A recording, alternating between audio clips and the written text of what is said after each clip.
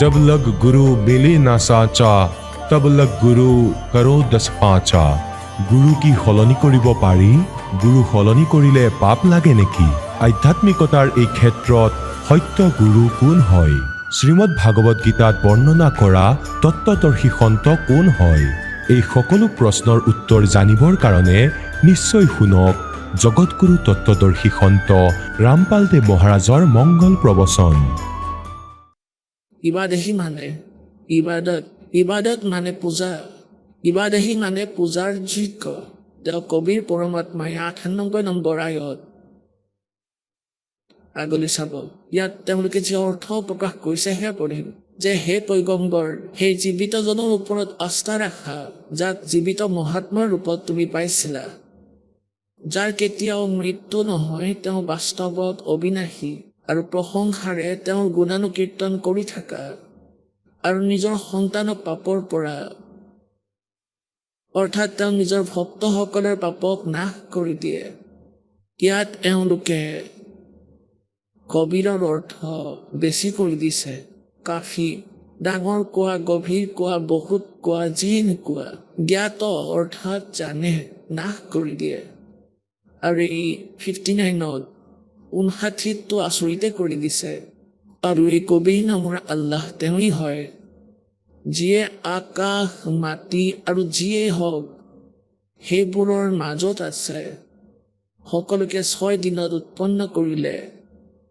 পিছত সিংহাসনত গৈ বিৰাজমান হ'ল সেই পবিত্ৰ বাইবেলে কৈ আছে যে 6 দিনত সৃষ্টি ৰচিলে আৰু 7ম দিনা বিশ্ৰাম কৰিলে আৰু এয়াই পবিত্ৰ কুৰাণ শৰীফে কৈ আছে যে আকাশ আৰু মাটিৰ মাজত যিবোৰ বস্তু আছে সকলোবোৰ 6 দিনত তেওঁ উৎপন্ন কৰিলে আৰু পিছত সিংহাসনত গৈ বিৰাজমান হ'ল হে আল্লাহ ডাঙৰ ইয়াত লিখিব লাগিছিল হে আল্লাহ কবিৰ 59ত চাব এয়া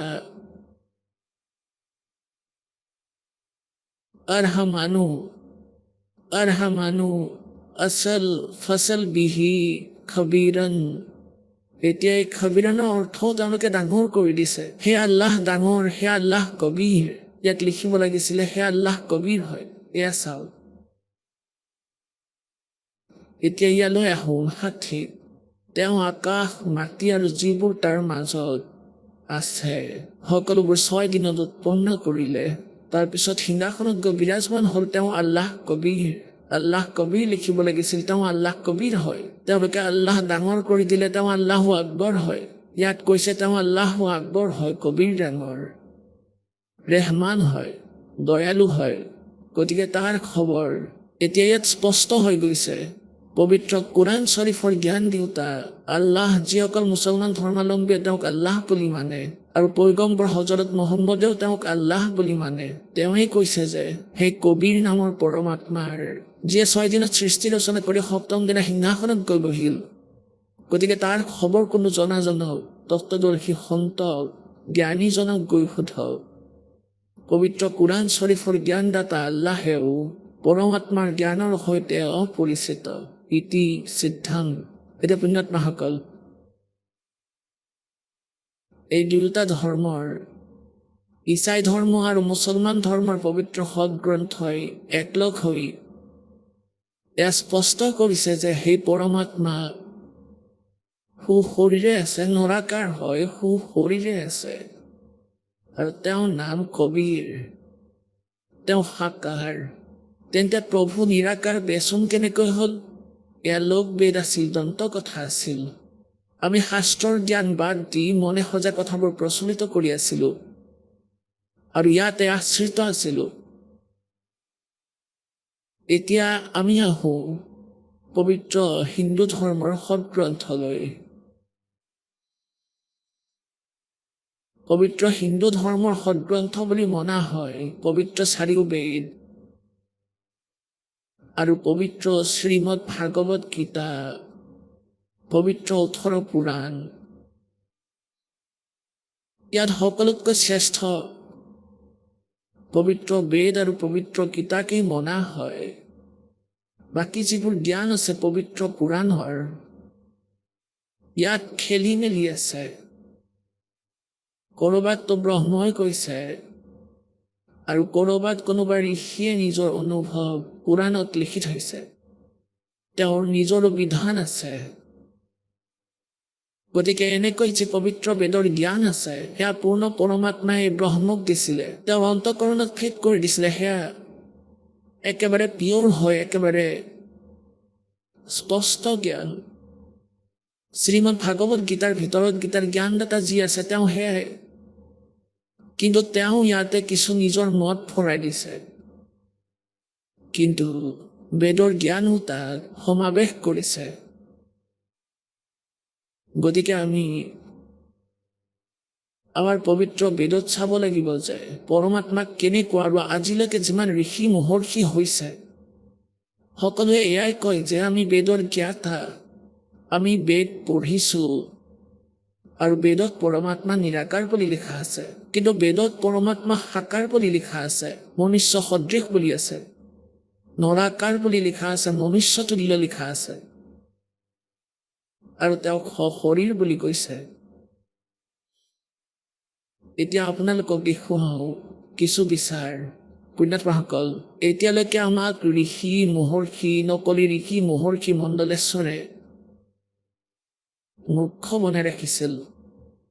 তেওঁলোকে কেৱল সংস্কৃত ভাষাটোহে জানিছিল, কিন্তু আধ্যাত্মিক জ্ঞানৰ সৈতে পূৰ্ণৰূপেৰে অপৰিচিত আছিল।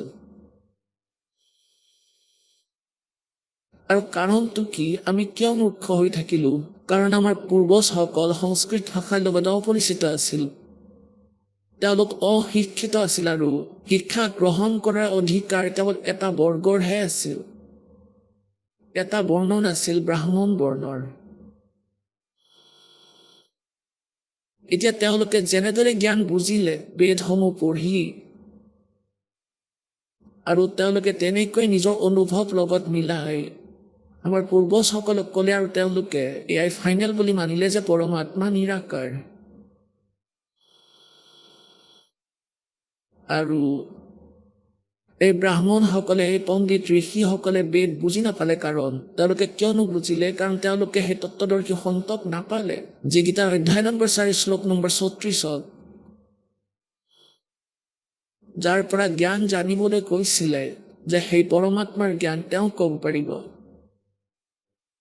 একেদৰে পবিত্ৰ যজুৰ্বেদৰ অধ্যায় নম্বৰ 40 শ্লোক 10 পৰা তেওঁলোকে স্পষ্ট কৰিছে যে কোনোৱেতো পৰমাত্মাক সম্ভৱাত বুলি কয়, অৰ্থাৎ জন্ম লওঁতা বুলি কয়, উৎপন্ন হোৱা বুলি কয়, সাকাৰ ৰূপত কৃষ্ণ ৰামৰ দৰে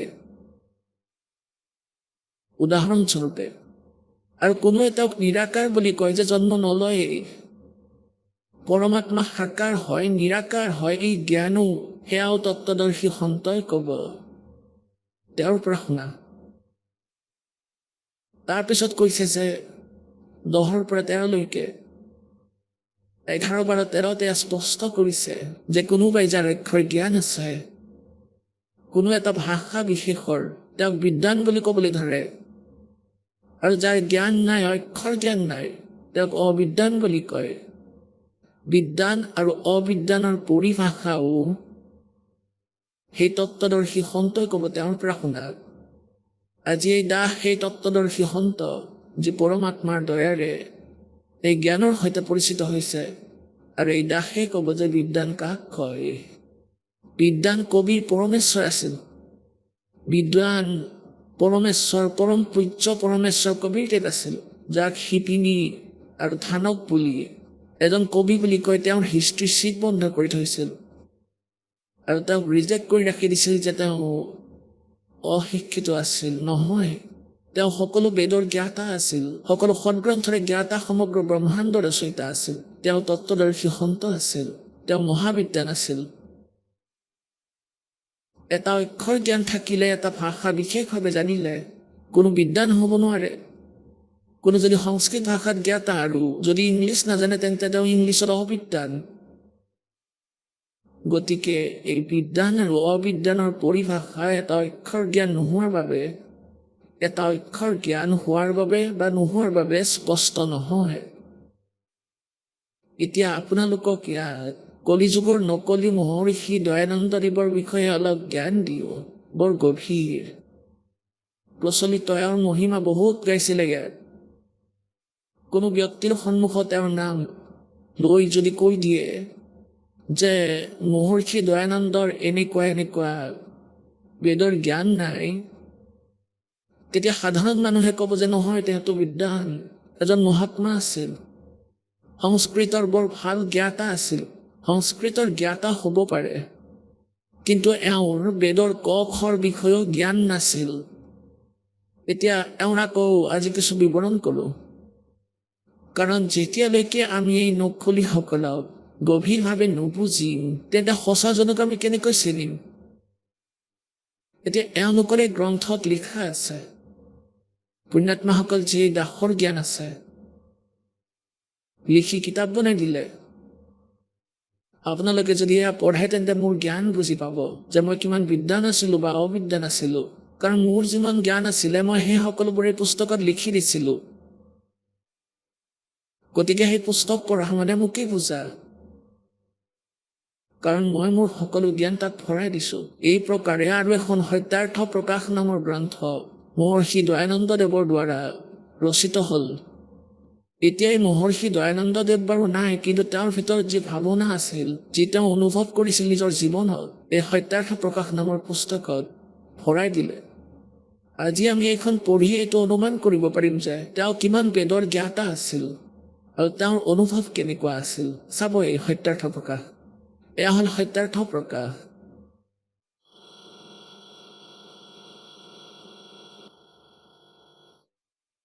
আৰু এয়া মহৰ্ষি দয়ানন্দ।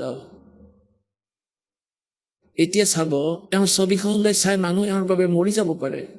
ইমান বিদ্বান আছিল, বহুত সাধনা কৰিছিল চাগে। এতিয়া আমাৰ জ্ঞানখিনি দেখুৱাম আপোনালোকক। এয়া ক'ৰ পৰা ছপা হৈছে? এয়া সত্যাৰ্থ প্ৰকাশ।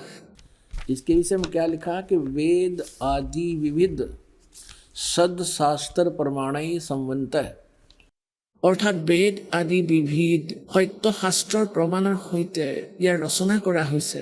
কোনে কৰিছে? শ্ৰীমদ পৰমহংস পৰিব্ৰাজক আচাৰ্য মহৰ্ষি দয়ানন্দদেৱৰ আগত ইমান দীঘলীয়াকৈ লিখা আছে, তাৰ পিছতহে লিখিছে মহৰ্ষি দয়ানন্দ, আৰু তাৰ পিছত সৰস্বতী স্বামী বিৰচিত।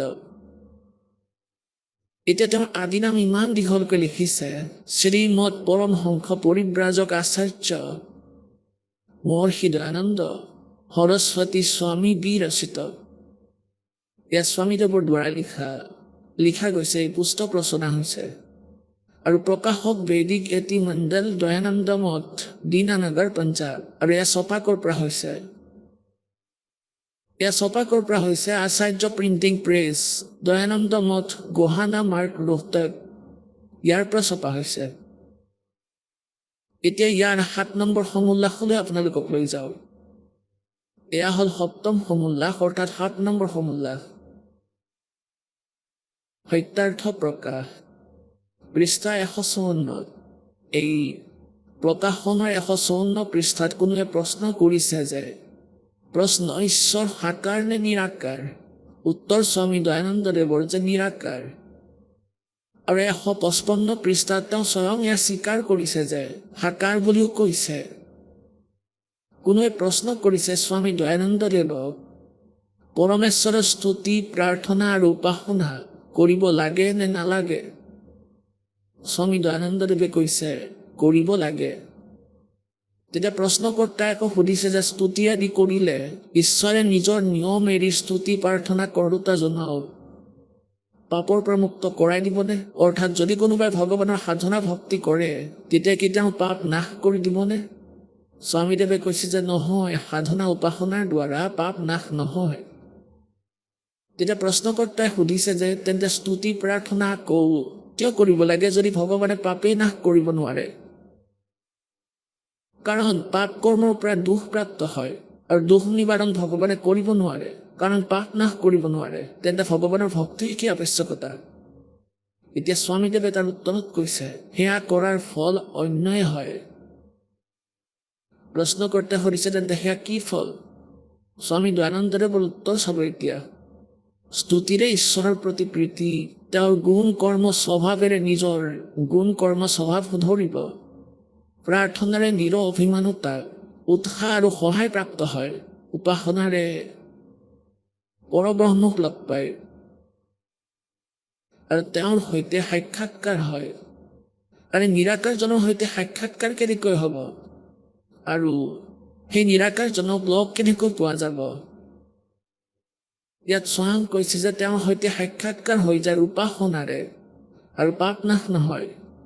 এতিয়া পুণ্যাত্মাসকল, তেওঁ এনেকুৱা মহৰ্ষি আছিলে, তেওঁ এইখিনিও নাজানে যে তেওঁ 154 পৃষ্ঠাত নিৰাকাৰ কৈছে, 155 পৃষ্ঠাত কৈছে পৰমাত্মা পৰব্ৰহ্মক লগ পাব পাৰি, তেওঁৰ সাক্ষাৎকাৰ হ'ব পাৰে। তেন্তে নিৰাকাৰৰ সৈতে সাক্ষাৎকাৰ কেনেকৈ হ'ব পাৰে?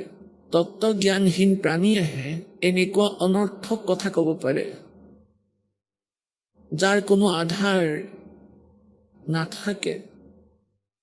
এতিয়া পুণ্যাত্মাসকল, যেনেকৈ ইয়াত এটা এনেকুৱা প্ৰশ্ন আহিছে যে পৰমাত্মাই পাপ নাশ নকৰে, সাধনা ভক্তি কৰোঁতাজনৰো পাপ নাশ নকৰে, পাপ ক্ষমা নকৰে। আৰু আকৌ প্ৰশ্নকৰ্তাই সুধিছে যে তেন্তে ভক্তি কিয় কৰোঁ? স্বামীদেৱে কৈছে যে তাৰ পৰা অন্য লাভ হয়। সেই লাভনো কি? যে পাপ নাশ নহয় ভক্তিৰে, পৰমাত্মাৰ সাধনাৰে পাপ নাশ নহয়। তেওঁ কিন্তু পৰমাত্মাক প্ৰাপ্ত কৰিব পাৰে, দৰ্শন কৰিব পাৰে। আৰে ভাল মানুহ, নিৰাকাৰৰ সৈতে সাক্ষাৎকাৰ কেনেকৈ হ'ব? ধৰক কোনোবাই ইণ্টাৰভিউ দিবলৈ যায়, তাত সাক্ষাৎকাৰ হয় ইণ্টাৰভিউ লোৱাজনৰ আৰু দিয়াজনৰ, দুজন সন্মুখাসন্মুখীকে সাক্ষাৎকাৰ হয়, সাকাৰ হয়। গতিকে এনেদৰে পৰমাত্মাৰ সাক্ষাৎকাৰ কৰাটো আৰু তেওঁক সন্মুখৰ পৰা স্পষ্টকৈ দেখাটো বুজায়, আৰু নিৰাকাৰক কেতিয়াও দেখা পোৱা নাযায়। এতিয়া আৰু এটা প্ৰশ্ন ইয়াৰ মাজলৈ আহিছে যে পৰমাত্মাই নিজৰ ভক্তসকলৰ পাপ নাশ কৰে নে নকৰে? এই কনচেপ্টটো ক্লিয়াৰ কৰি পিছত নিৰাকাৰ আৰু সাকাৰৰ স্থিতি স্পষ্ট কৰিম, চাব। এয়া সপ্তম সমোল্লাসেই চলি আছে আৰু এইখন সত্যাৰ্থ প্ৰকাশ। ইয়াৰ 163 পৃষ্ঠাত ইয়াত চাব। ইয়াত আৰু স্পষ্ট কৰিছে, প্ৰশ্নকৰ্তাই সুধিছে যে ঈশ্বৰে নিজৰ ভক্তৰ পাপ ক্ষমা কৰে নে নকৰে? উত্তৰত স্বামীদেৱে কৈছে যে নকৰে। কাৰণ যদি তেওঁৰ পাপ ক্ষমা কৰে তেন্তে ন্যায় নষ্ট হ'ব আৰু সকলো মনুষ্যই মহাপাপী হৈ যাব। কাৰণ তেওঁলোকে পাপ কৰাৰ বাবে উৎসাহ পাব আৰু নিৰ্ভয় হৈ যাব। যেনে কোনো ৰজাই অপৰাধীৰ পাপ যদি ক্ষমা কৰে তেতিয়া সি তাতকৈ বেছি অপৰাধ কৰিবলৈ ধৰিব, আৰু যিয়ে অপৰাধ নকৰে তেওঁলোকেও অপৰাধ কৰিবলৈ ভয় নকৰিব। সেইবাবে সকলো কৰ্মৰ যথাৰ্থ ফল দিয়া ঈশ্বৰৰ কাম ক্ষমা কৰাটো নহয়। ফাইনেল কৰি দিলে ইয়াতেও যে পাপ নাশ নকৰে, যেনেকুৱা কৰ্ম কৰে তেনেকুৱা ফল পায়। এতিয়া পুণ্যাত্মাসকল, পৰমাত্মাৰ মহিমা, পৰমাত্মাৰ গুণ পবিত্ৰ বেদত লিখা আছে। এতিয়া যদি কোনো ব্যক্তিয়ে কয়, কোনোৱে প্ৰশ্ন কৰে কাৰোবাক যিয়ে নিজৰ ঘৰৰ সন্মুখত বহুত ডাঙৰ বৰ্ড এখন লগাই ৰাখিছে, MBBS, MS, আৰু তেওঁক যদি কোনোবাই সোধে যে কি ঔষধ খালে ৰোগ নাশ হৈ যাব, আৰু সেই সন্মুখৰ জন যিয়ে ইমান ডাঙৰ বৰ্ড লগাই ৰাখিছে, ডাক্তৰীৰ দোকান খুলিছে, আৰু যদি তেওঁ এয়া কয় যে নহয় ঔষধ খালে ৰোগ নাশ নহয়, তেতিয়া সন্মুখৰ জনে ক'ব যে ঔষধ খোৱাৰ আৱশ্যকতানো কি যদি ৰোগ নাশেই নহয়, ৰোগেই ঠিক নহয়? তেতিয়া সন্মুখৰ সেই নকলি ডক্তৰজনে, বৈদ্যই উত্তৰ কি দিব? যে ঔষধ খালে ৰোগ নাশ নহয় কিন্তু পালোৱান হৈ যাবা। তেন্তে কি তেওঁ ডক্তৰ হয়? তেন্তে তেওঁ বৈদ্য হ'ব পাৰে? তেওঁতো চাগে ভান খাই থৈছে আৰু নকলি বৰ্ড লগাই ৰাখিছে, যিয়ে এই কথা ক'ব যে ঔষধ খালে ৰোগ কটা নাযায়, আকৌ ঔষধো খাব লাগে। কি কাৰণে? কি লাভ? যে পালোৱান হৈ যাবা। ৰোগ ঠিক নহ'লে যদি মৃত্যু হয় তেন্তে হ'লা পালোৱান। গতিকে এনেকৈ আপোনালোকক আন এক উদাহৰণ দিওঁ, যেনেকৈ কোনোবাই বৰ্ড লগাই ৰাখিছে পাইকাৰী চাবোন বিক্ৰেতা, আৰু চাবোনেৰে গোটেই দোকান ভৰাই ৰাখিছে। তাৰ চাবোনৰ টুকুৰাৰে, আৰু তেওঁক যদি কোনোবাই সোধে যে চাবোনে কাপোৰৰ মলি শেষ কৰিব পাৰিবনে, তেতিয়া সন্মুখৰ দোকানীজনে ক'ব, নহয়, চাবোনটো লগাবতো লাগে, কিন্তু ই কাপোৰৰ মলি নাশ কৰিব নোৱাৰে। তেতিয়া আনজনে স্বাভাৱিকভাৱে প্ৰশ্ন কৰিব যে তেন্তে চাবোন প্ৰয়োগ কৰাৰ লাভনো কি? যিহেতু চাবোনে কাপোৰৰ মলি নাশ নকৰে, তেন্তে তাৰ প্ৰয়োজন কি লগোৱাৰ? কি লাভ আছে? তেতিয়া সেই নকলিজনে উত্তৰ দিব যে কাপোৰ মজবুত কৰি দিব। চাবোনে কাপোৰৰ পাপ মলি নাশ কৰিব নোৱাৰে, কিন্তু মজবুত কৰি দিব। তেন্তে সেই ব্যক্তিজন চাবোনৰ সৈতে পৰিচিতনে? ইয়াৰ পৰা সিদ্ধ যে তেওঁ খৰিৰেহে চাবোন বনাই থৈছে আৰু মূৰ্খ বনাই আছে সকলোকে সেই চাবোন কাগজেৰে মেৰিয়াই। গতিকে ইয়াৰ সিদ্ধান্ত আছিল মহৰ্ষি দয়ানন্দ সৰস্বতীৰ, যাক আৰ্য সমাজৰ প্ৰৱৰ্তক বুলি কয়। গতিকে তেওঁ ক-খ নাজানিছিলে বেদৰ আৰু ভগৱানৰ। এতিয়া যজুৰ্বেদত তেওঁ স্বয়ং অনুবাদ কৰি ৰাখিছে নিজৰ হাতেৰে। আৰু যজুৰ্বেদত, কাৰণ যি বেদ আছে সেয়া পৰমাত্মাৰ বিধান হয়, পৰমাত্মাৰ গুণ আছে তাক যে তেওঁ এনেকুৱা কৰে। আৰু যিয়ে বেদৰ বিৰুদ্ধে নিজৰ সিদ্ধান্তৰ কথা কৈছে তেওঁ অজ্ঞানী ব্যক্তি, তেওঁ বেদ জ্ঞানহীন হয়। এতিয়া চাব, বেদে ইয়াক প্ৰমাণিত কৰিব যে পৰমাত্মাই ঘোৰ পাপকো বিনাশ কৰি দিয়ে।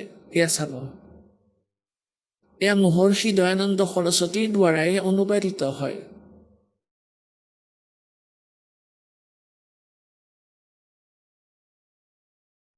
প্ৰকাশক সাৰ্বদেশিক আৰ্য প্ৰতিনিধি সভা, ২-৫ মহৰ্ষি দয়ানন্দ ভৱন, ৰামলীলা মৈদান, নতুন দিল্লীৰ পৰা। যজুৰ্বেদ আৰ্য ভাষা ভাষ্য সম্পূৰ্ণ ৪০ অধ্যায় মহৰ্ষি দয়ানন্দ সৰস্বতীকৃত, অৰ্থাৎ দয়ানন্দ দেৱৰ দ্বাৰা এয়া অনুবাদিত। মুদ্ৰক prince offset printers, ১৫১০ Pataudi house, Daryaganj, নতুন দিল্লীৰ পৰা। এতিয়া চাব, যজুৰ্বেদৰ ৮ নম্বৰ অধ্যায়ৰ ১৩ নম্বৰ মন্ত্ৰ স্পষ্ট কৰিব। এয়া ৮ম অধ্যায় আৰু ২৪১ পৃষ্ঠাত ৮ নম্বৰ অধ্যায়ৰ ১৩ নম্বৰ শ্লোক।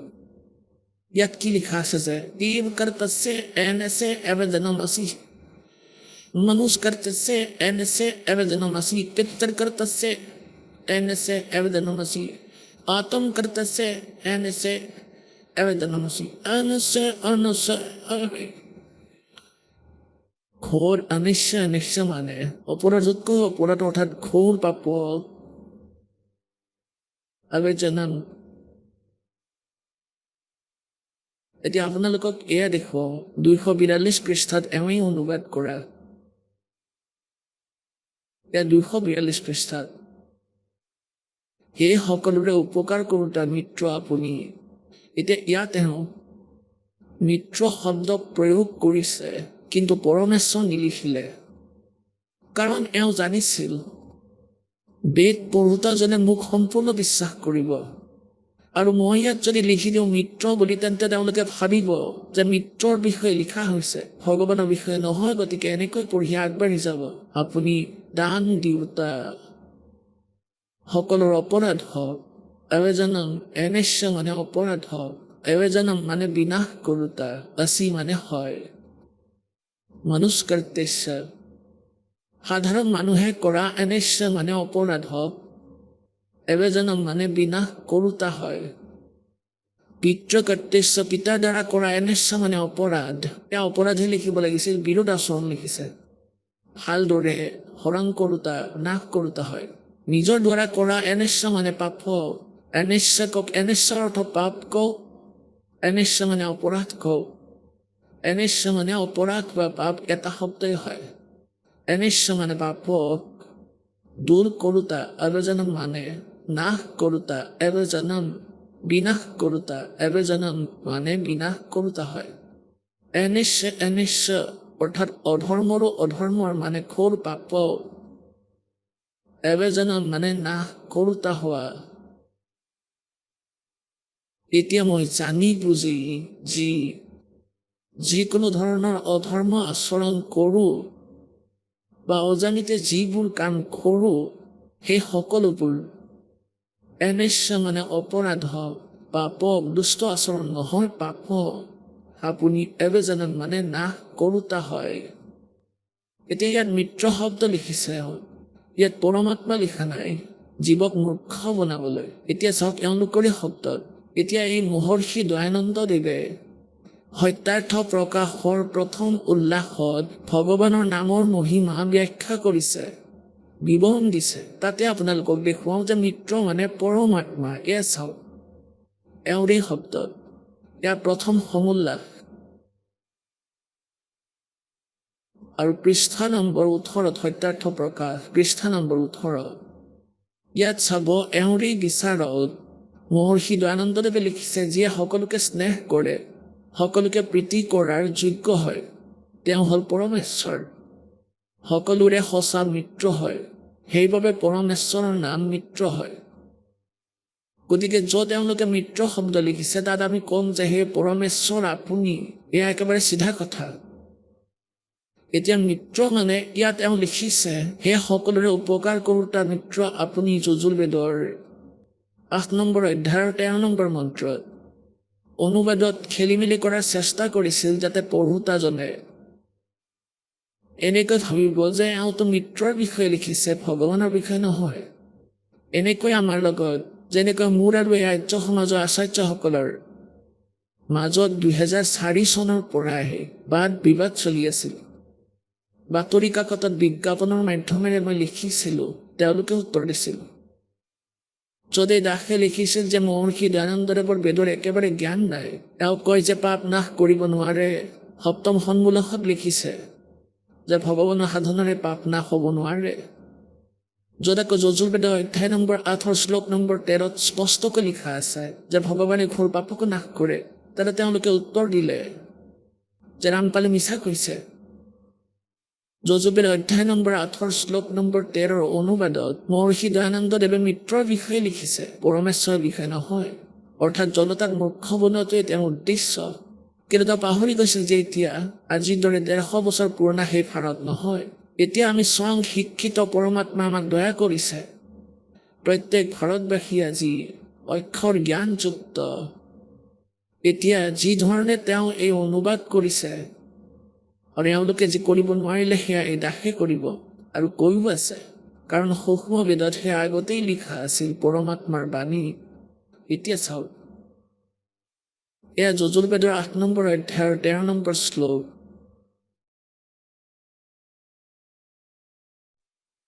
অষ্টম অধ্যায়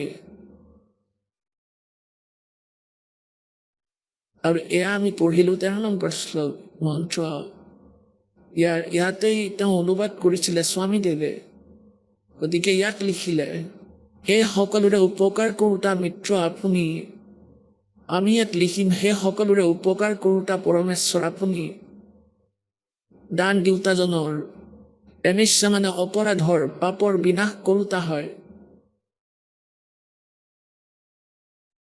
সাধাৰণ মনুষ্যই কৰা পাপক বিনাশ কৰোতা হয় পিতাৰ দ্বাৰা কৰা হোৱা অনিশ্চ মানে অপৰাধক নাশ কৰোতা হয় নিজে কৰা পাপক দূৰ কৰোতা অৰ্থাৎ নাশ কৰোতা হয় এটাতো এই মহৰ্ষি দয়ানন্দদেৱৰ এই থিয়ৰিয়ে বিধান ভুল প্ৰমাণিত কৰিলে বেদে যে পৰমাত্মাই পাপ নাশ কৰিব নোৱাৰে য'ত বেদে প্ৰমাণিত কৰিছে যে পৰমাত্মাই ঘোৰ পাপক বিনাশ কৰিব পাৰে ইয়াৰ পৰা সিদ্ধ হ'ল যে মহৰ্ষি দয়ানন্দদেৱ পূৰ্ণৰূপেৰে বেদৰ সৈতে অপৰিচিত আছিল অজ্ঞানী আছিল এতিয়া প্ৰসংগ চলি আছে যে পৰমাত্মা সাকাৰ নে নিৰাকাৰ এওঁলোকে কয় যে পৰমাত্মা নিৰাকাৰ হয় বেদে কৈছে পৰমাত্মা সাকাৰ হয় আৰু মনুষ্য সদৃশ শৰীৰে আছে এতিয়া চাব ঋগ্বেদ মণ্ডল নম্বৰ 1 মহৰ্ষি দয়ানন্দদেৱৰ দ্বাৰা অনুবাদিত এয়া চাওক ইয়াৰ প্ৰথম মণ্ডল মহৰ্ষি দয়ানন্দদেৱৰ দ্বাৰা অনুবাদিত। প্ৰকাশক হ'ল সাৰ্বদেশিক আৰ্য প্ৰতিনিধি সভা ৩-৫ মহৰ্ষি দয়ানন্দ ভৱন, ৰামলীলা মৈদান, নতুন দিল্লীৰ পৰা। মুদ্ৰক হ'ল প্ৰিন্স অফছেট প্ৰিণ্টাৰ্ছ, ১৫১০ পটৌটি হাউচ। এতিয়া ইয়াত স্বয়ং স্বামীদেৱে আৰম্ভ কৰিছে যি প্ৰথম মন্ত্ৰ, প্ৰথম সূক্ত, আৰু ইয়াৰ প্ৰথম মণ্ডল, প্ৰথম সূক্ত আৰু প্ৰথম মন্ত্ৰ অগ্নি শব্দৰে আৰম্ভ হয়। অগ্নি শব্দৰে আৰম্ভ হয় আৰু এই অগ্নি শব্দক এওঁ আগলৈ স্পষ্ট কৰিছে যে য'ত ইয়াত অগ্নি শব্দক দুটা অৰ্থ কৰাৰ প্ৰমাণ এয়া যে এই ঋগ্বেদৰ মন্ত্ৰৰ পৰা এয়া জনা যায় যে এজন সৎ ব্ৰহ্মৰ ইন্দ্ৰ আদি অনেক নাম থাকে। ইত্যাদি সৎপদ ব্ৰাহ্মণৰ প্ৰমাণেৰে অগ্নি শব্দ ব্ৰহ্ম আৰু আত্মা এই দুই অৰ্থৰ বাচ্য হয়। মই অগ্নি শব্দ প্ৰজা শব্দৰ পৰা ভৌতিক আৰু প্ৰজাপতি শব্দৰ পৰা ঈশ্বৰৰ গ্ৰহণ কৰা হয়। এই প্ৰমাণেৰে সত্যাচৰণ নিয়মক যিয়ে যথাৱৎ পালন কৰে তাকে ব্ৰত বুলি কোৱা হয় আৰু এই ব্ৰতৰ প্ৰতি পৰমেশ্বৰ হয়। এই ঋগ্বেদৰ প্ৰমাণেৰে জ্ঞানী তথা সৰ্বজ্ঞ প্ৰকাশ কৰোতা বিশেষণেৰে অগ্নি শব্দ কৰি ঈশ্বৰ গ্ৰহণ কৰা হয়। অগ্নি মানে ঈশ্বৰক গ্ৰহণ কৰা, এই অগ্নি মানে ঈশ্বৰ। আৰু এই আধাৰতে স্বামীদেৱে ঋগ্বেদ মণ্ডল নম্বৰ ১, সূক্ত নম্বৰ ১, মন্ত্ৰ নম্বৰ ২ ইয়াত অগ্নি শব্দ আছে। ইয়াৰ অৰ্থ তেওঁ স্বয়ং কৈছে যে অগ্নি মানে পৰমেশ্বৰ। দ্বিতীয়ত আগলৈ চাব। এতিয়া ইয়াৰ তৃতীয় মন্ত্ৰ ঋগ্বেদ মণ্ডল নম্বৰ ১, সূক্ত নম্বৰ ১, মন্ত্ৰ নম্বৰ ৩। ইয়াতো অগ্নি, অগ্নিনা ভাল প্ৰকাৰৰ ঈশ্বৰ, অগ্নি মানে ঈশ্বৰ। চতুৰ্থ মন্ত্ৰত অগ্নি মানে হে পৰমেশ্বৰ।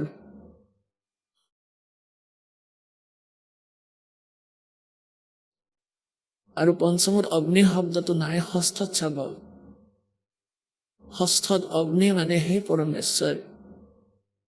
আৰু আকৌ সপ্তমত ঋগ্বেদ মণ্ডল নম্বৰ ১, সূক্ত নম্বৰ ১, মন্ত্ৰ নম্বৰ ৭। অগ্নি মানে হে উপাসনাৰ যোগ্য পৰমেশ্বৰ। এতিয়া অষ্টমত অগ্নি শব্দ নাই, নৱমত অগ্নি মানে জ্ঞান স্বৰূপ পৰমেশ্বৰ। এতিয়া পুণ্যাত্মাসকল, এতিয়া স্বামী দয়ানন্দদেৱে স্বয়ং অগ্নি মানে অগ্নি বা অগ্নিৰ অৰ্থ কৰিছে যে অগ্নি মানে বেদত য'তেই আছে সেয়া পৰমেশ্বৰ বুলি গ্ৰহণ কৰা হয়। আৰু সত্যাৰ্থ প্ৰকাশতো ভগৱানৰ নাম প্ৰমাণিত কৰিবৰ বাবে তেওঁ অগ্নি মানে পৰমেশ্বৰ শব্দই প্ৰয়োগ কৰিছে। এতিয়া আকৌ দয়ানন্দদেৱৰ সত্যাৰ্থ প্ৰকাশতো চাওঁ যদি অগ্নি মানে আৰু কি ক'ব বিচাৰিছে চাব। এয়া সত্যাৰ্থ প্ৰকাশ আৰু এয়া ক'ৰ পৰা ছপা হৈছে? এয়া আপোনালোকক কৈছিলোঁ বৈদিক মণ্ডল, এয়া ইয়াৰ প্ৰকাশক হয়। মুদ্ৰক হ'ল আচাৰ্য প্ৰিণ্টিং প্ৰেছ, দয়ানন্দ মঠ, গোহানা মাৰ্গ, ৰোহটকৰ। ইয়াৰ পৃষ্ঠা নম্বৰ ১৬ত চাব। সত্যাৰ্থ প্ৰকাশ ওম আৰু অগ্নাদি নামৰ মুখ্য অৰ্থৰে পৰমেশ্বৰৰ গ্ৰহণ হয়। ওম আৰু অগ্নি আদি নামৰ অৰ্থ মুখ্য অৰ্থ ৰেহে পৰমেশ্বৰৰ গ্ৰহণ হয়। গতিকে অগ্নি শব্দটো য'তে থাকে পৰমেশ্বৰ বুজিব লাগে মুখ্যভাৱে। এতিয়া ১৭ত পৃষ্ঠা নম্বৰ ১৭ত প্ৰথম সমুল্লেখত যি জ্ঞান স্বৰূপ সৰ্বজ্ঞ জনা প্ৰাপ্তি হোৱা বা পূজা কৰাৰ যোগ্য হয়, ইয়াৰ পৰা পৰমেশ্বৰৰ নাম অগ্নি হ'ল। এই মহৰ্ষি দয়ানন্দদেৱে কেৱল বেদৰ কিছু অংশহে অনুবাদ কৰিলে, তাৰপিছত তেওঁৰ মৃত্যু হৈ গ'ল। ইয়াৰ পিছত অৱশেষ যি আঢ়ৈ বেদ আছিল সেয়া এওঁৰেই দ্বাৰা দিয়া হোৱা ইনষ্ট্ৰাকশ্যনৰ আধাৰত, হিদায়তৰ আধাৰত অন্য আচাৰ্যসকলে অনুবাদ কৰিছে। চাব, তাৰ মাজৰে এখন সামবেদ অনুবাদ কৰা হৈছে। এই যজুৰ্বেদ আৰু সামবেদ একেলগেই প্ৰকাশ কৰা হৈছে। ইয়াৰ অনুবাদকৰ্তা বেলেগ বেলেগ হয়। আমি সামবেদৰ অনুবাদকৰ্তা চাওঁ।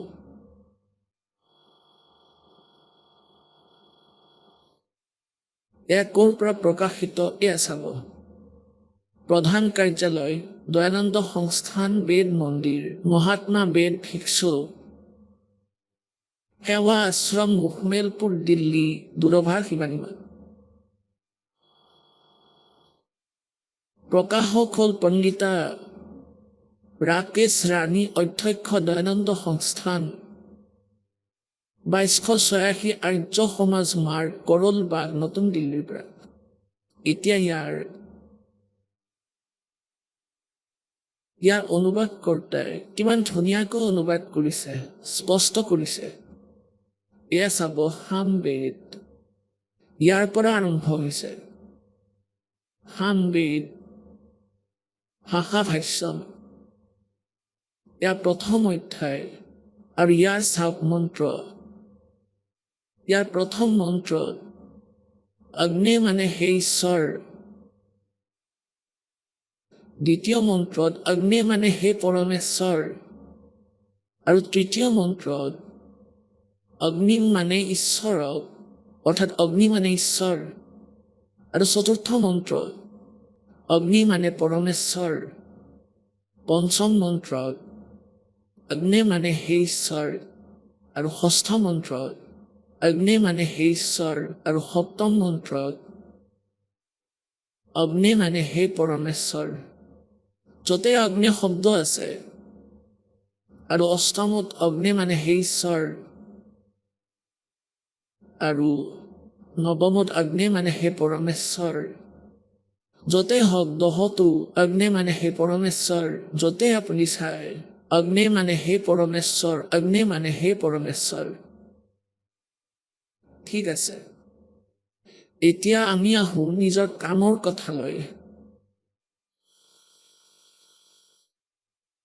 এতিয়া এয়াতো কনচেপ্ট ক্লিয়াৰ হৈছে যে বেদত য'তে অগ্নি শব্দ আছে সেয়া মুখ্যভাৱে পৰমেশ্বৰ বুলিয়ে গ্ৰহণ হয়।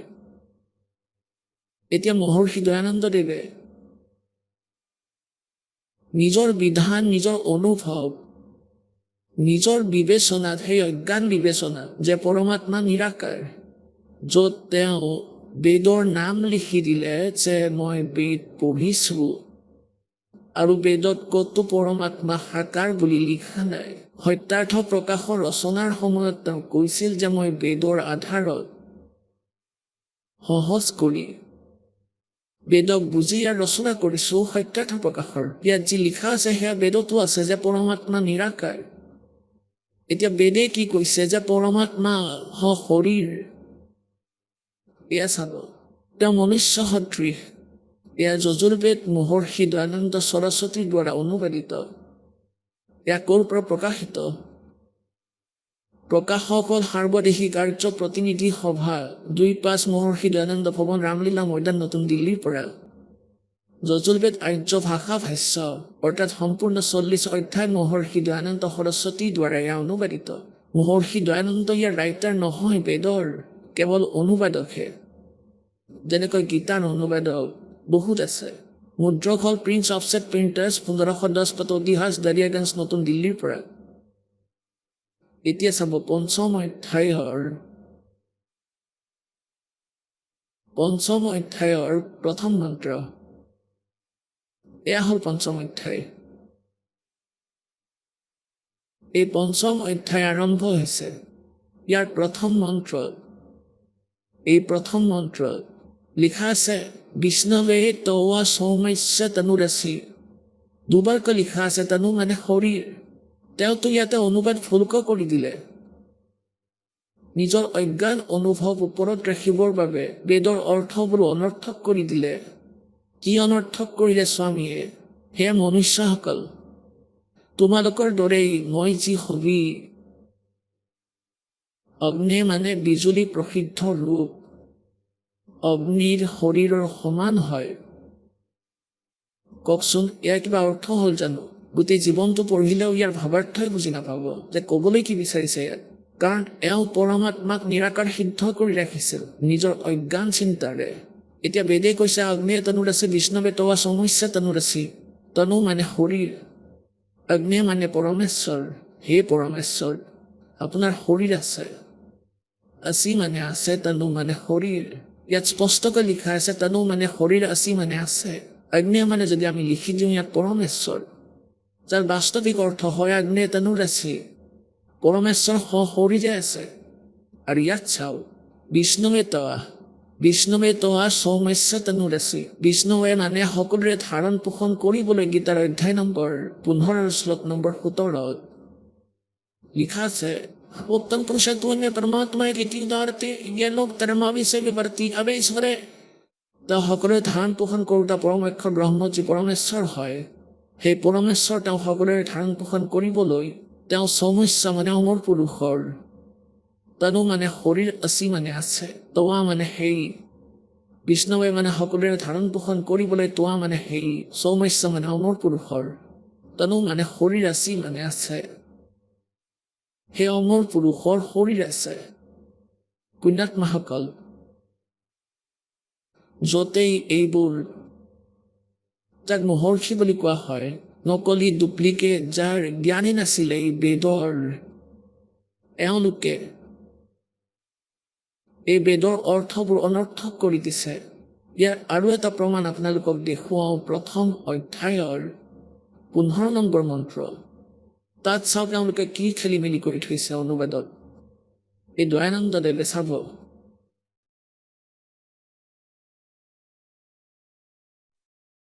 এয়া চাব, এয়া আকৌ দেখুৱাওঁ আপোনালোকক। তাৰপিছত বহুত প্ৰমাণ দিম পৰমাত্মাৰ যে তেওঁ সাকাৰ। এয়া চাব, যজুৰ্বেদ ভাষা ভাষ্য আৰু এয়া প্ৰথম অধ্যায় আৰু ইয়াৰ 15 নম্বৰ মন্ত্ৰ। ইয়াৰো ষ্টাৰ্ট হৈছে অগ্নেয় তনুৰাচিৰে। অগ্নেয় মানে পৰমেশ্বৰ, তনু মানে শৰীৰ, আছি মানে আছে। वाचो विसर्जनम देव वित्तीय तवा गृहमी वृद्ध ग्रह असु।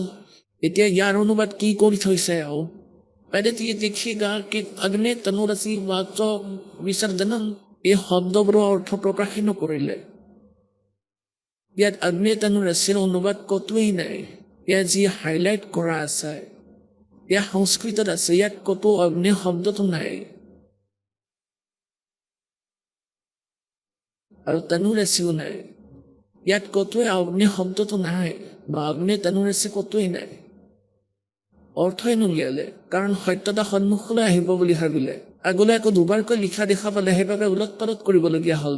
এতিয়া ইয়াত কি অনুবাদ কৰি থৈছে, ইয়াৰ প্ৰথম অধ্যায়ৰ 15 নম্বৰ মন্ত্ৰত, মই সকলোৰে স্বজনৰ হিতে, যিয়ে অৰ্থাৎ পদাৰ্থৰ সংস্কাৰৰ বাবে ডাঙৰ ডাঙৰ পাথৰ আছে আৰু কাঠৰ মুচল আদি পদাৰ্থ বিদ্যান আৰু দিব্যগুণীসকলৰ বাবে সেই যজ্ঞ শ্ৰেষ্ঠ গুণৰ প্ৰকাশ আৰু শ্ৰেষ্ঠ বিদ্যানৰ বিবিধ ভোগৰ প্ৰাপ্তিৰ বাবে গ্ৰহণ কৰোঁ। এয়া কিবা অৰ্থ হ'ল জানো? ইয়াৰ ডাঙৰ ডাঙৰ পাথৰ আৰু কাঠৰ খুন্দনা মাৰি গ্ৰহণ কৰোঁ। ভগৱানে কি পাথৰ মূৰত মাৰিব নেকি খুন্দনা মাৰিবোৰ? ইয়াৰ অৰ্থ কিবা অন্য হয়, যি মহৰ্ষি দয়ানন্দই বুজিব নোৱাৰিলে, কিন্তু এই দাসে বুজিছে। আকৌ পঢ়ক, ইয়াৰ কি অৰ্থ হ'ল? কিবা কথা হ'ল জানো? ডাঙৰ ডাঙৰ পাথৰ আৰু খুন্দনা মাৰি এয়া মই গ্ৰহণ কৰোঁ, ভগৱানে কৈছে। এতিয়া আমি আকৌ আহোঁ অধ্যায় নম্বৰ 5 শ্লোক নম্বৰ 1। এতিয়া চাব যজুৰ্বেদ, এয়া 5ম অধ্যায়ৰ আমি প্ৰথম মন্ত্ৰ চালো। অগ্নি তনুৰচি বিষ্ণুৱে তোৱা সমস্যা তনুৰচি। আমিও ইয়াৰ অনুবাদ সহজতে কৰিব পাৰোঁ যে পৰমাত্মা আপোনাৰ শৰীৰ আছে আৰু সকলোৰে ধাৰণ পোষণ কৰিবলৈও আপোনাৰ অন্য শৰীৰ আছে, কাৰণ তেওঁ অতিথি ৰূপত ৰাতিথ্যমসি, কাৰণ তেওঁ অতিথি ৰূপত ইয়ালৈ আহে কিছু সময়ৰ বাবে, তাৰ বাবে তেওঁ অন্য শৰীৰ আছে। আগলৈ চাব, এই 5ম অধ্যায়ৰ এয়া 6ষ্ঠ মন্ত্ৰ আপোনালোকক দেখুৱাওঁ। এওঁৰে শব্দত कहते चोर चोरावा तुम बड़ी वो गड्ढा पानी में Huwag ako padaw na sa চাইছেন না ইয়াত চাব পঞ্চম অধ্যায় যজুৰ্বেদ মহৰ্ষি দয়ানন্দদেৱৰ অনুবাদ এয়া চাব ষষ্ঠ পঞ্চম অধ্যায়ৰ ষষ্ঠ মন্ত্ৰ যি কাৰণত অগ্নি নিজে লিখিছে অগ্নি ৱৰ্তপতে জগদেশ্বৰ আপুনি বা বিজুলী ইয়াত আকৌ বিজুলী কিয় লগাই দিলে আপুনি আপোনাৰ বিজুলী পৰমেশ্বৰ বা বিজুলী দুয়োটা লিখি দিলে বিজুলীও সত্য ধৰ্ম আদি নিয়মৰ পালন কৰোঁতা হয় সেইবাবে সেই আপুনি বা বিজুলীত মই পূৰ্বোক্ত ব্ৰতক পালন কৰোঁতা ক্ৰিয়া কৰোঁতাজন হয় যি এই তেওঁ মানে আপোনাৰ আৰু তেওঁৰ তেওঁ মানে আপোনাৰ তনু মানে শৰীৰ আছে তেওঁ ৰটো কাটি দিলে বিষ্ণুত ব্যাপ্তি আছে আপুনি তেওঁ মানে আপোনাৰ এয়া আপোনাৰ তনু মানে শৰীৰ আছে সেই মোৰেই এয়া মোৰ শৰীৰ আছে ভগৱানৰো শৰীৰ আছে আৰু মোৰ তাতো মোৰেই শৰীৰ আছে সেয়ে আপুনি অথবা তেওঁৰ তাত যি ব্ৰহ্মচৰ্য আদি ব্ৰত এতিয়া সিদ্ধ হ'ল যে ভগৱানৰো শৰীৰ আছে আৰু যিয়ে কয় তেওঁৰো শৰীৰ আছে আগলৈ চাব এয়া হ'ল যজুৰ্বেদ অধ্যায় নম্বৰ 5 মন্ত্ৰ নম্বৰ 8 ইয়াত এয়া মন্ত্ৰ নম্বৰ 8 ইয়াত 3বাৰ তনু আছি লিখা আছে 8 হে মনুষ্য লোক তোমালোকক এয়া যি এই অগ্নি বিজুলী ৰূপ লিখি দিছে অগ্নি মানে পৰমেশ্বৰ লিখিব লাগে ইয়াত পৰমেশ্বৰৰ অগ্নি নহয় পৰমেশ্বৰৰ সোণ আদি সোণে আদি নে সোণে অত্যন্ত ডাঙৰ অভ্যন্তৰত থকা তনু মানে শৰীৰ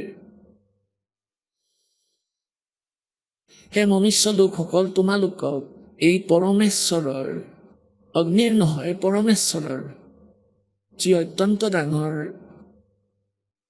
শৰীৰ আছে শৰীৰ ইয়াত আছে লিখিব লাগিছিলে শৰীৰ আছে আৰু ভয়ংকৰ বচনক নষ্ট কৰে উত্তমতাৰে সেৱন কৰা হোৱা এই সকলো খেলি মেলি কৰি ৰাখিছে আৰু এই অগ্নি মানে পৰমেশ্বৰৰ অত্যন্ত বিস্তীৰ্ণ অভ্যন্তৰত স্থিত হোৱা লোকত হোৱা অৰ্থাৎ লোকত হোৱা মানে অন্য লোকতো যেতিয়া তেওঁ যায় তাতো তেওঁৰ শৰীৰ থাকে আৰু তৃতীয়বাৰ আকৌ লিখিছে তাৰ তেওঁ অনুবাদ কৰা নাই লাজ পাইছে তেওঁ কেনেদৰে লুকাব চাওক এয়া মূল সংস্কৃতত 3বাৰ তনু তনু এয়া তনু বাৰিষ্ঠা এটা আৰু মূল সংস্কৃতত ইয়াতে আছে এয়া দ্বিতীয়তে তনু বাৰিষ্ঠা আৰু তৃতীয়ত আকৌ এয়া তনু বাৰিষ্ঠা ইয়াৰ বেলেগ ইয়াত কেৱল 2বাৰ লিখিছে তনু মানে শৰীৰ আৰু তৃতীয়বাৰ তেওঁ লাজ পাই অনুবাদে এৰি দিলে 150 বছৰ হৈ গ'ল এই অনুবাদ এনেকৈ থাকি যোৱাৰ যজুৰ্বেদ অধ্যায় নম্বৰ 7 মন্ত্ৰ 39 ইয়াত লিখা আছে যে নৰবত মানে মনুষ্য তুল্য পৰমাত্মা এয়া চাব সেয়া অনুবাদে কৰিছে কিন্তু খেলি মেলি কৰি ৰাখিছে এয়া মহৰ্ষি দয়ানন্দ সৰস্বতীৰ দ্বাৰা এয়া অনুবাদ কৰা হৈছে 7ম অধ্যায়ৰ 39 নম্বৰ শ্লোক আপোনালোকক দেখুৱাও এয়া চাব এয়া হ'ল 7ম অধ্যায় অৰ্থাৎ 7 নম্বৰ অধ্যায় আৰু যজুৰ্বেদ আৰু ইয়াৰ 39 নম্বৰ মন্ত্ৰ 39 ইয়াত লিখা আছে মহা ইন্দ্ৰ নৰবত এই দ বনাই ইয়াৰ সন্ধি ছেট কৰিছে গতিকে এওঁ এনেকুৱাই কৰিছে নৰবত মহান মানে সৰ্বোত্তম অত্যন্ত পূজ্য নৰবত মানে মনুষ্য তুল্য পৰমাত্মা হে ভগৱান জগদীশ্বৰ, যি কাৰণত আপুনি যোগ অভ্যাস গ্ৰহণ কৰাৰ যোগ্য হয়। এতিয়া ইয়াত লিখিব লাগিছিল, হে মহান ইন্দ্ৰ, মহান ইন্দ্ৰ নৰ্বদ। হে মহান মানে ডাঙৰ, ইন্দ্ৰ মানে পৰমেশ্বৰ, নৰ্বদ মনুষ্যৰ সমান, মনুষ্যৰ সমান, মনুষ্য তুল্য। আপুনি তেনে হয় আৰু তেনেকৈ সকলো কাৰ্য কৰে। ভাল প্ৰকাৰে সকলো মনুষ্যৰে সুখক পৰিপূৰ্ণ কৰিবলৈ ব্যৱহাৰ আৰু পৰামৰ্শ, জ্ঞানক পঢ়োৱা, দুই প্ৰকাৰৰ জ্ঞানেৰে সংযুক্ত। ইয়াত এইবোৰ খেলি মেলি কৰি থৈছে। বাকী আমি এয়া চাব লাগিব যে সেই পৰমাত্মা যি আছে তেওঁ হ'ল পৰমেশ্বৰ। সেই জগদীশ্বৰ, যি কাৰণত আপুনি যোগ অভ্যাসেৰে গ্ৰহণ কৰাৰ যোগ্য হয়, ইয়াৰে অত্যন্ত উত্তম ঐশ্বৰ্যৰ বাবে আমি আপোনাৰ উপাসনা কৰোঁ। এই উপাসনা আমাৰ বাবে কল্যাণৰ কাৰণ। ইয়াৰে তোমাৰ পৰম ঐশ্বৰ্য পোৱাৰ বাবে আমি সেৱন কৰোঁ। যি মহান ইন্দ্ৰ, মহান সৰ্বোত্তম, অত্যন্ত পূজ্য, মনুষ্যৰ সমান আৰু তুল্য, ভাল প্ৰকাৰে। অৰ্থাৎ ইয়াৰ অৰ্থ হ'ল যে সেই পৰমাত্মাই আপোনাৰ পূজা কৰে আৰু আপুনি মনুষ্য তুল্য, আপুনি পৰম পূজ্য, মহান ইন্দ্ৰ। আৰু দেখুৱা আপোনালোকক ঋগ্বেদ মণ্ডল নম্বৰ 1 আৰু সূক্ত নম্বৰ 31 মন্ত্ৰ নম্বৰ 17। মনুষ্যবৎ অগ্নি, মনুষ্য তুল্য পৰমাত্মা। এয়া চাব ঋগ্বেদ, এয়া দয়ানন্দ সৰস্বতীৰে অনুবাদ হয় প্ৰথম মণ্ডল। আৰু এয়া ক'ৰ পৰা প্ৰকাশিত? সাৰ্বদেশিক আৰ্য প্ৰতিনিধি সভা ৩-৫ মহৰ্ষি দয়ানন্দ ভৱন, ৰামলীলা ময়দান, নতুন দিল্লীৰ পৰা। ঋগ্বেদ মণ্ডল নম্বৰ 1 সূক্ত নম্বৰ 31। এয়া চাব ঋগ্বেদ মণ্ডল নম্বৰ 1 সূক্ত নম্বৰ 31 মন্ত্ৰ নম্বৰ 17। ইয়াত স্পষ্ট আছে যে মনুষ্যবৎ অগ্নি, মনুষ্যবৎ অগ্নি, অংগীৰ স্বদ অংগীৰহে। ইয়াত কি লিখিছে? মনুষ্যবৎ, মনুষ্যৰ যোৱা অহাৰ সমান। মনুষ্যবৎ, ইয়াৰ অৰ্থ লিখিছে মনুষ্যবৎ অগ্নি। অগ্নি মানে পৰমেশ্বৰ, আমি স্পষ্ট কৰিছোঁ। মনুষ্যবৎ মানে মনুষ্যৰ সমান, মনুষ্য তুল্য পৰমেশ্বৰ। আপোনাৰ সকলো অংগ আছে আৰু প্ৰত্যেক যুগতে আহে, পূৰ্বতেও আহিছিলে। সেই পূৰ্বৰ দৰে আকৌ এবাৰ আপুনি আহক, কাৰণ আপুনি আপোনাৰ এয়া চাওক যেনেকৈ উত্তম, পূৰ্বত মানে আগৰ দৰে আকৌ আহক। ইয়াত লিখিব লাগিছিল, সেই পবিত্ৰ প্ৰাণৰ সমান ধাৰণ কৰোঁতা। পৰমেশ্বৰ লিখিব লাগিছিলে, অধ্যক্ষ লিখি দিলে। সেই পবিত্ৰ অংগীৰা মানে শৰীৰ, শৰীৰ ধাৰণ কৰোঁতা, বিদ্যাৰে সৰ্বত্ৰ ব্যাপক, অগ্নি মানে পৰমেশ্বৰ। এতিয়া পূৰ্বৱতৰ দৰে উত্তম প্ৰতিষ্ঠাজনৰ। ইয়াত চাওক, শৰীৰ ব্যাপ্ত প্ৰাণ বায়ুৰ সদৃশ, ৰাজ্যক্ৰম অনৰ্থক। কি কৰি থৈছে এওঁলোকে? অংগীৰ স্বত মানে শৰীৰ, শৰীৰৰ দৰে আপুনি যেনে সাধাৰণ মানুহ আছে তেওঁলোকৰ দৰে শৰীৰ ধাৰণ কৰে। আৰু আপুনি বিদ্বানৰ অতি চতুৰ, মনুষ্যক ভাল প্ৰকাৰে প্ৰাপ্ত হওক। সেই মনুষ্য বিদ্যা আদি কৰ্ম প্ৰাপ্তিৰ বাবে মনুষ্যবৎ মানে লিখিছে মনুষ্যৰ অহা যোৱাৰ সমান, মনুষ্যৰ সমান লিখিব লাগিছিল। আৰু আপুনি আপোনাৰ দৰে পুৰুষ যজ্ঞৰ সতে কৰ্ম সিদ্ধ কৰে আৰু কৰায়। যেনেকৈ উত্তম প্ৰতিষ্ঠা কৰোঁতা বিদ্বান, বিদ্যা দিওঁতা হয়। ইয়াৰ বাস্তৱিক অৰ্থটো এয়া হয়। ঋগ্বেদ মণ্ডল নম্বৰ 1 আৰু সূক্ত নম্বৰ 31 মন্ত্ৰ 17 স্পষ্ট অৰ্থ এয়া হয়, হে পৰমেশ্বৰ, আপুনি মনুষ্য তুল্য হয় আৰু আপুনি আগতেও আহিছিল। সেয়া আগৰ দৰে আকৌ সেই সুন্দৰ শৰীৰ ধাৰণ কৰি আপুনি আহক। আপুনি যেনেকৈ আগতে যথাৰ্থ জ্ঞান দি গুচি গৈছিল, তেনেকৈ আকৌ এবাৰ আহক। আৰু আমাক আকৌ সেই জ্ঞানৰ সৈতে পৰিচিত কৰাওক। এয়া পৰমাত্মাৰ বিধান। এতিয়া আপোনালোকক দেখুৱাওঁ ঋগ্বেদ মণ্ডল নম্বৰ 9 সূক্ত নম্বৰ 86 26 আৰু 27। ঋগ্বেদ মণ্ডল নম্বৰ 9 সূক্ত 82 1 2 3। এতিয়া সময়ৰ অভাৱৰ কাৰণে এয়া আপোনালোকক বহুত চৰ্টত বুজাম। এয়া চাওক ঋগ্বেদ মণ্ডল নম্বৰ 9। প্ৰকাশক হ'ল সাৰ্বদেশিক আৰ্য প্ৰতিনিধি সভা, মহৰ্ষি দয়ানন্দ ভৱন, ৰামলীলা ময়দান, নতুন দিল্লীৰ পৰা।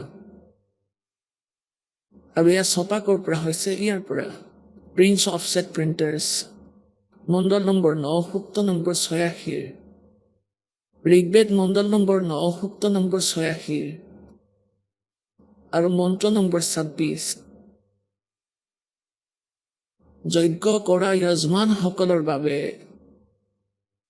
পৰমাত্মাই সমূহ ৰাস্তাকে সুগম কৰি তেওঁলোকৰ আপদক, তেওঁলোকৰ সংকটক মৰ্দন কৰে, নাশ কৰি দিয়ে আৰু তেওঁলোকক পবিত্ৰ কৰি আৰু নিজৰ ৰূপক সৰল কৰি, সাকাৰ হ'লে নিজৰ ৰূপক সৰল কৰি পাতল তেজপুঞ্জৰ ৰূপ সজাই আহে। তেওঁ কান্তিমান পৰমাত্মা। তেওঁলোকে কবিৰ অৰ্থ সৰ্বজ্ঞ কৰি দিছে। ইয়াত লিখিব লাগিছিল সেই কবিৰ হয়, সেয়া কবিৰ টেপ হয়।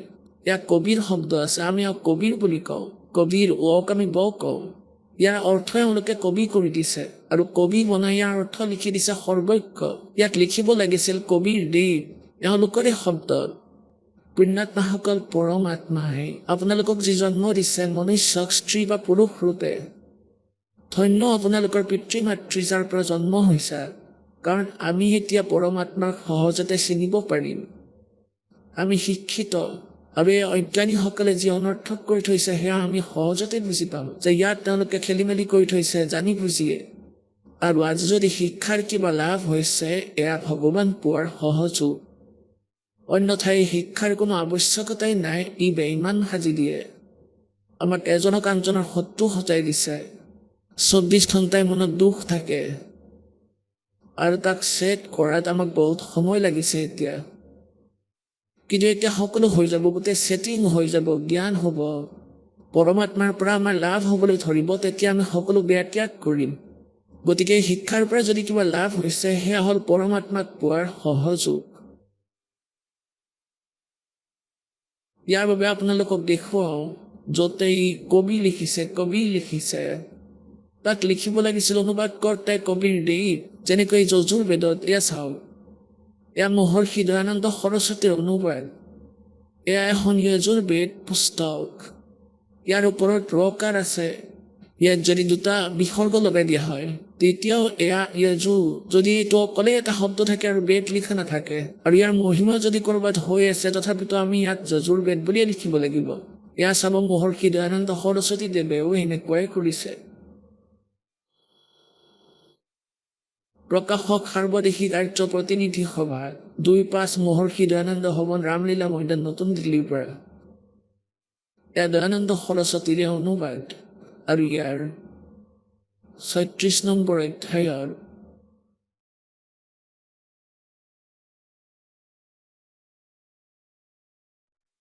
এয়া চাওক,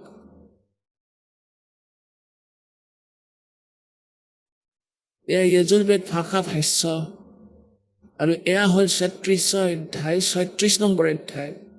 ইয়াৰ প্ৰথম মন্ত্ৰত লিখা আছে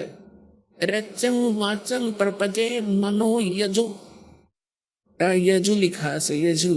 আৰু এয়া যজুৰ্বেদৰে মহিমা। গতিকে এয়া দয়ানন্দদেৱে অনুবাদ কৰা সময়ত এয়া ঠিকে অনুবাদ কৰিছে। কিন্তু ইয়াত এই যজুৰ অৰ্থ লিখিলে যজুৰ্বেদ, ঠিকেই কৰিছে। যজু শব্দ লিখিলে কিন্তু অৰ্থ যজুৰ্বেদ লিখিব লগা হ'ল, কাৰণ যজুৰ্বেদৰে মহিমা চলি আছে। কিন্তু যদি ইয়াত যজুৰ অৰ্থক কিবা অন্য কৰা যায়, তেন্তে যজুৰ্বেদ কেনেকৈ চিনি পাব যে কাৰ মহিমা এয়া?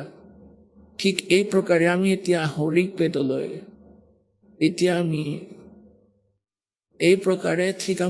ঋগ্বেদৰ য'ত পৰমাত্মা কবি লিখি দিছে, কবিৰক কবি কৰি দিছে, তাৰ অৰ্থ সৰ্বজ্ঞ কৰি দিছে, ভুল কৰিছে। ইয়াত লিখিব লাগিছিল তেওঁ কবিৰ দেৱ, আমি কবিৰ চাহেব বুলি কওঁ।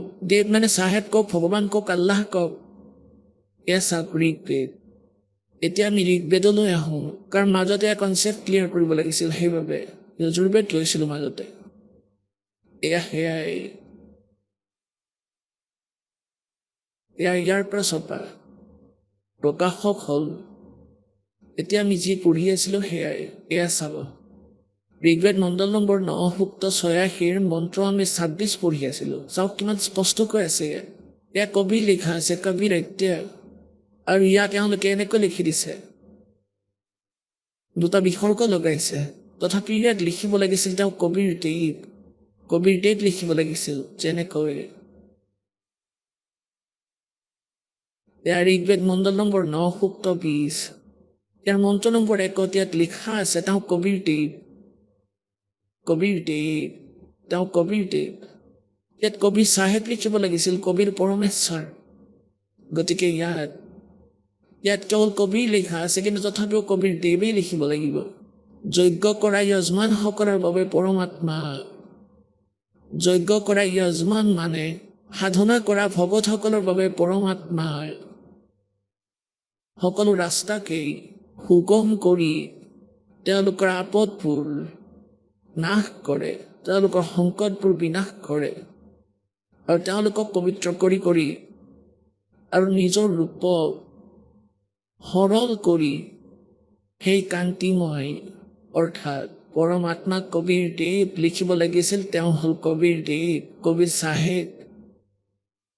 বিদ্যুতৰ সমান ক্ৰিয়া কৰি অৰ্থাৎ বহুত বেগেৰে গতি কৰি বৰ্ণীয় পুৰুষক প্ৰাপ্ত কৰে, শ্ৰেষ্ঠ ভাল আত্মাবোৰক লগ কৰে, গতি কৰি তাৰ পৰা আহে। এয়া চাব এতিয়া 27 ঋগ্বেদ মণ্ডল নম্বৰ 9 সূক্ত নম্বৰ 86 মন্ত্ৰ 27 কি কৈছে যে প্ৰেমৰ সেই আমি ইয়াত লিখিম যি পৰমাত্মাই প্ৰকাশপুঞ্জ পৰমাত্মা। আকৌ ইয়াত যি পৰমাত্মাই তেওঁলোকৰ তৃতীয় পৃষ্ঠত বিৰাজমান আছে, এক দেশীয় হয় এটা স্থানতে থাকে। তেওঁলোকৰ সেই তেজময় লোকৰ সৎলোকৰ তৃতীয় পৃষ্ঠত বিৰাজমান, তেওঁ প্ৰকাশ ৰূপত আছে। অৰ্থাৎ একদেশীয় হ'ল সেই পৰমাত্মাৰ ওপৰত দিওলোকত অৰ্থাৎ সৎলোকৰ তৃতীয় পৃষ্ঠত তৃতীয় স্থানত বিৰাজমান একদেশীয় হ'ল। আগলৈ চাব এতিয়া আপোনালোকক দেখুৱাওঁ ঋগ্বেদ মণ্ডল নম্বৰ 9 সূক্ত নম্বৰ 82 আৰু মন্ত্ৰ 1, 2, 3 এয়া চাওক ঋগ্বেদ মণ্ডল নম্বৰ 9 সূক্ত নম্বৰ 82 ইয়ালৈ আহোঁ আমি মন্ত্ৰ নম্বৰ 1 চাব কিমান স্পষ্টকৈ লিখা আছে। যি সৰ্ব উৎপাদক প্ৰভু অৰ্থাৎ সকলোৰে উৎপত্তি কৰোঁতা, প্ৰকাশ স্বৰূপ আৰুচা মানে সেই সাকাৰ পৰমাত্মা, সদ্গুণৰ বৃষ্টি কৰোঁতা, হাৰি মানে পাপৰ হৰণ কৰোঁতা। এই দয়ানন্দ মঠে কৈ আছিল যে পাপ নাশ নকৰে, কিন্তু ইয়াত আকৌ লিখা আছে পাপক হৰণ পাপৰ নাশ কৰোঁতা। তেওঁ ৰাজেৱ, ৰজাৰ সমান। এয়া চাব আমি 269 অৰ্থাৎ 269 আৰু ইয়াত লিখা আছে তেওঁ ৰাজেৱ, ৰজাৰ সমান। এয়া শেষ হৈছে 270। ইয়াত শেষ হৈছে 270। ঋগ্বেদ মণ্ডল নম্বৰ 10 সূক্ত 82 মন্ত্ৰ আমি 1 পঢ়ি আছোঁ। 270 ৰজাৰ সমান দৰ্শনীয় অৰ্থাৎ চোৱাৰ যোগ্য, ৰজাৰ সমান সাকাৰ অৰ্থাৎ মনুষ্য সদৃশ। তেওঁ পৃথিৱী আদি লোকান্তৰৰ চাৰিও দিশে শব্দয়মান হৈ আছে। তেওঁ হ'ল বৰ্ণীয় পুৰুষক, বৰ্ণীয় মানে শ্ৰেষ্ঠ ভগত পুৰুষক, ব্যক্তিক যি দৃঢ় ভক্ত তেওঁলোকক পবিত্ৰ কৰি প্ৰাপ্ত কৰে। যি প্ৰকাৰে বিদ্যুৎ স্নেহৰ স্থানক আধাৰ কৰি প্ৰাপ্ত কৰে। আৰু ইয়াৰ উদ্দেশ্য কি হয় এয়া চাব। দ্বিতীয় মন্ত্ৰত কি উদ্দেশ্যৰে আহে সেই পৰমাত্মা। ইয়াত কবিৰ শব্দ আছে, ইয়াত কবিৰ মূল পাঠত কবিৰ বেদেশ্য। হে পৰমাত্মান উপদেশ কৰাৰ ইচ্ছাৰে আপুনি মহাপুৰুষক প্ৰাপ্ত কৰে, সত্য জ্ঞান দিবলৈ আহে। আৰু আপুনি অত্যন্ত গতিশীল পদাৰ্থৰ সমানে আমাৰ আধ্যাত্মিক যজ্ঞক প্ৰাপ্ত কৰে, অৰ্থাৎ অত্যন্ত গতিশীল পদাৰ্থৰ সমান, অৰ্থাৎ বিজুলীৰ গতিৰে আপুনি আহে। আপুনি আকৌ সৰ্বজ্ঞ লিখি দিলে, আপুনি কবিৰ দেৱ হয়, আপুনি কবিৰ চাহেব, শুদ্ধ স্বৰূপ হয়। আগলৈ আপুনি পাপক দূৰ কৰি হে সোম, হে অমৰ পৰমাত্মা আপুনি আমাক সুখ দিয়ে। এতিয়া পুণ্যাত্মাসকল ইয়াত স্পষ্ট কৰি দিছে যে সেই পৰমাত্মা ৰজাৰ সমান দেখাৰ যোগ্য। ৰজাটো দেখাত মানুহৰ দৰেই হয়, পাথৰৰ দৰেতো নহয়। আৰু এয়া স্পষ্ট কৰিছে যে পৰমাত্মা তৃতীয় থানত বাস কৰে, তাৰ পৰা গতি কৰি আহে আৰু ভাল শ্ৰেষ্ঠ আত্মাবোৰক লগ কৰে আৰু তেওঁলোকক তত্ত্বজ্ঞানৰ সৈতে পৰিচিত কৰায়। কোনে কোনে পালে তেওঁ হম সুলতানী নকতাৰে দুঃখো উপদেশ দিয়া, জাত দুলাহাৰ ভেদ ন পায়া, কাশী মোহে কবীৰ হুৱা। সেই পৰমাত্মাই কোন কোন ভাল আত্মাক পালে? আদৰণীয় ধৰ্মদাস চাহেবদেৱক পালে, আদৰণীয় মুলুকদাস চাহেবদেৱক পালে, আদৰণীয় নানক চাহেবদেৱক পালে।